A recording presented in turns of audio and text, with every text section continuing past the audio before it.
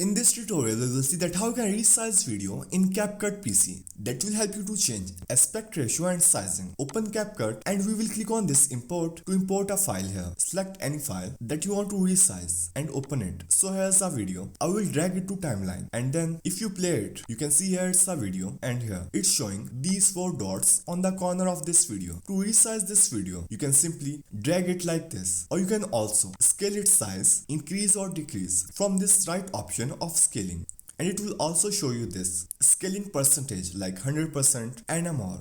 So if you want to scale it with position and size, you can play with these settings like scale with width like that, and if you want to scale with length, you can use this option of scale height. And here also you will find this ratio option. If you click on that, it will show you the sum of ratios. You can select your expected ratio from here. So these were the method to resize video in CapCut PC that will help you to change your aspect ratio and sizing in just few steps.